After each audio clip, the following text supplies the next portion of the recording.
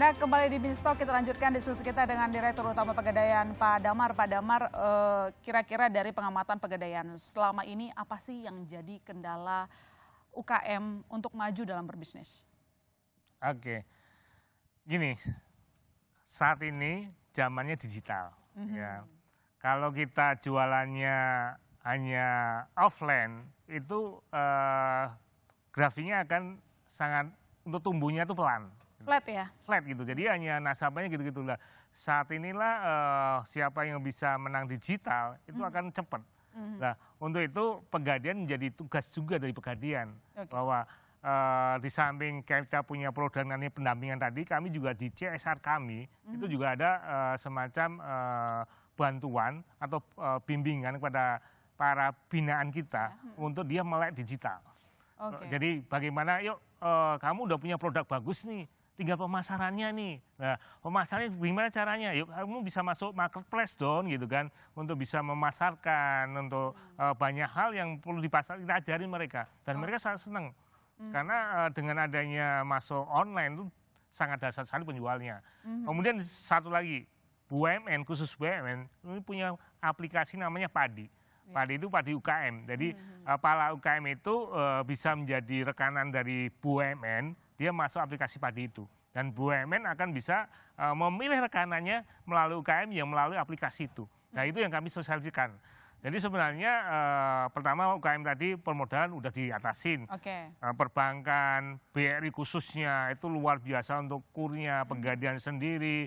Yang kurang adalah pemasarannya. Pemasaran dan go digitalnya. Go digitalnya itu yang utama. Karena apa? Mereka udah punya produk bagus, kemudian mau masuk ke penjualannya terkendala. Dan transportasinya jauh lah. Saat ini dengan adanya banyaknya marketplace itu jadi sangat menarik sekali. Itu Pegadaian bantu untuk melakukan itu. Oh, dibimbing ya untuk melek go digital, karena dari total UMKM yang ada gitu, tapi ternyata masih sangat sedikit yang go digital, dan Pegadaian ternyata juga memberikan edukasi kepada nasabahnya. Gitu. Tapi gini Pak, Pegadaian memang kita tahu tadi juga Pak Damar sudah katakan fokus di sektor ultra mikro gitu.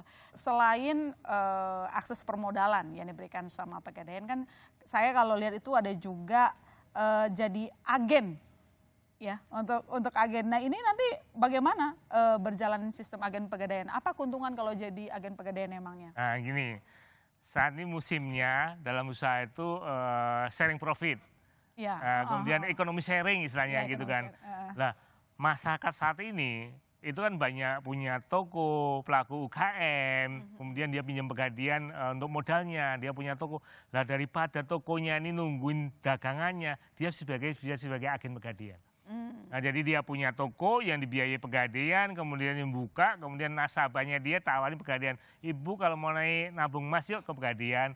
Ibu kalau mau nabung haji bisa ke Pegadaian. Lah, kita akan memberikan fee kepada si UKM ini. Berapa tuh? Nah, sangat menarik sekali, sangat menarik sekali. Jadi kalau pembiayaan kami 20% revenue-nya kami berikan ke agen. Ya.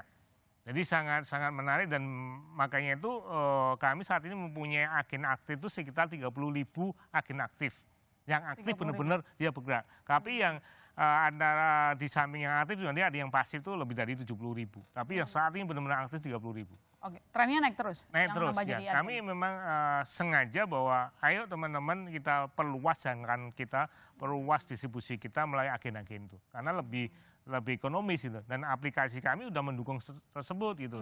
Jadi mereka bisa menawarkan produk-produk Pegadaian, karena tadi saya bilang di awal produk Pegadaian ini banyak dan masyarakat masih belum begitu paham masalah produk-produk Pegadaian. Nah, kami dibantu dengan agen-agen tersebut, karena biasanya agennya juga nasabahnya sendiri. Agennya dan nasabah sendiri, jadi saling menguntungkan lah. Dia dapat pinjam Pegadaian, tapi juga dia dapat dari usahanya dapat fee dari Pegadaian karena dia merevalkan dari produk-produk Pegadaian.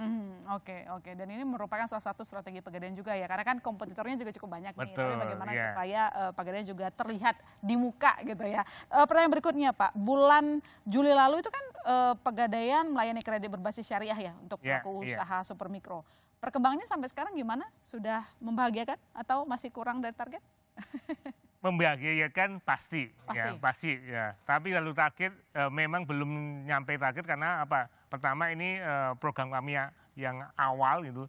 Kalau Pegadaian selama ini fokusnya di Gade, fokusnya di jaminan. Nah, kami sekarang belajar untuk lihat cash flow-nya si nasabah tersebut. Jadi sampai saat ini kami sudah menyalurkan sekitar 100 miliar untuk kurs harian. Dan target kami nanti insya Allah sampai akhir tahun bisa sampai 2-3 triliun untuk kurs harian. Tercapai? Harus yakin. Harus yakin. Di Pegadaian tidak ada istilah tidak yakin, harus yakin dan harus melampaui target. Di exit target itu adalah cita-cita kami semuanya dalam bekerja, ayo kita melampaui target. Bukan mencapai target Mbak Ilona, tapi melampaui target. Melampaui target. Pak, tapi gini, sekarang kan instrumen investasi itu banyak sebenarnya gitu. Kembali lagi soal sektor keuangan yang melayani UKM juga banyak. Tapi saya penasaran sama mungkin nasabah atau anggota di Pegadaian. Banyak nggak sih generasi milenial yang sudah ya memang dia jadi nasabah di Pegadaian cukup aktif gitu? Oh gini, nasabah Pegadaian tadi saya bilang total 21 juta gitu kan. Hampir 75-80% itu usia produktif. Ya. Dan untuk mahasiswa kami punya program yang menarik untuk ini. Ya, untuk menarik. Mahasiswa milenial gitu. Sekarang milenial kan suka investasi, tapi kadang-kadang investasinya asal ikut-ikutan gitu kan. Nah, Pegadaian memberikan solusi, kalau mau investasi yang aman itu ya di Pegadaian. Karena kami punya tabungan emas dan masyarakat yang punya tabungan emas ini sangat simpel sekali. Pertama keuntungannya, kenapa harus di Pegadaian? Bahwa fisiknya tabungan emas itu Pegadaian ada. Jadi kalau saat ini misalnya nih ada berapa juta nasabah, berapa ton emasnya Pegadaian itu ada. Jadi kalau Mbak Ilona mau mana buktinya bisa saya tunjukin bagaimana vault kami menyimpan emas tadi. Jadi memang fisiknya ada. Kedua sangat simpel sekali karena dengan menggunakan digital atau menggunakan dengan gadget ini bisa dan sewaktu-waktu mau beli berapapun bisa karena satuan tersedia adalah 0,01 gram. Jadi nabung emas itu bukan hanya 1 gram, 2 gram, 3 gram, tapi hanya 0,1 gram itu bisa. Nah, dari tabungan emas ini, milenial suka, sayangnya mau dia untuk belanja, atau tabungan emasnya akan dapat kartu emas. Nah, kartu emas ini bisa sebagai kartu kredit, bisa sebagai kartu debit.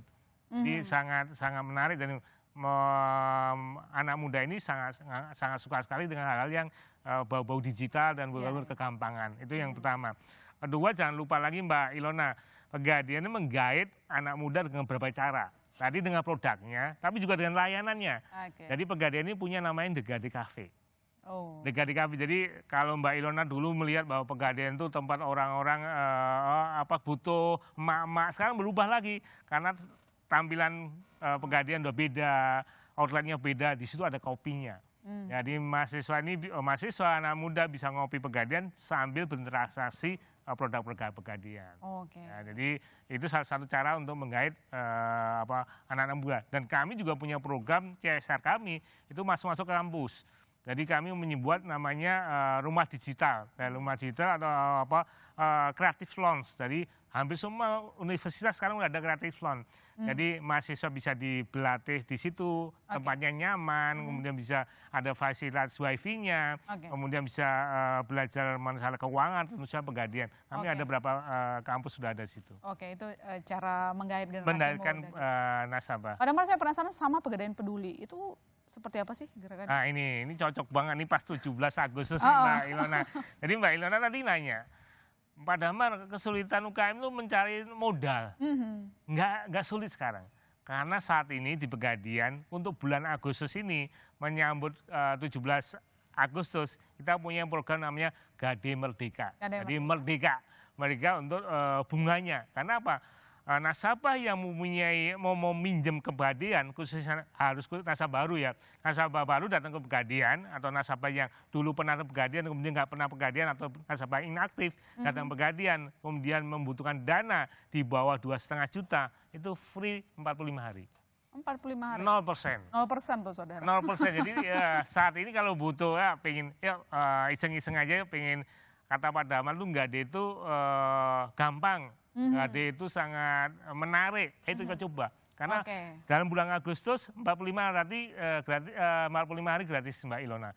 Jadi mohon Mbak Ilona besok iseng-iseng main ke Pegadaian, lihat bener nggak sih outletnya Pegadaian sambil ngopi sambil Gade. Sambil ngopi sambil gadai. Karena gadainya gratis gitu loh. Iya, Nah 0% kopinya sangat lagi. enak sekali. Ya, 2,5 juta gratis. Makanya saat ini kami bilang dulu namanya Gadai Produli, yang nasabah ke Indonesia yang mungkin orang bilang nggak bisa makan, atau hanya untuk anak sekolahnya, atau hanya untuk punya modal bikin pisang goreng, atau mau bikin ubi, atau bikin nasi uduk, 2,5 juta cukup, karena nggak ada bunganya. Baik, terima kasih Pak Damar, ini sangat menarik, 0% katanya saudara jelang 17 Agustus, semoga dapat dimanfaatkan dan semoga juga Pegadaian lebih tepatnya targetnya tercapai. Dilampaui, jangan dilampaui, oke.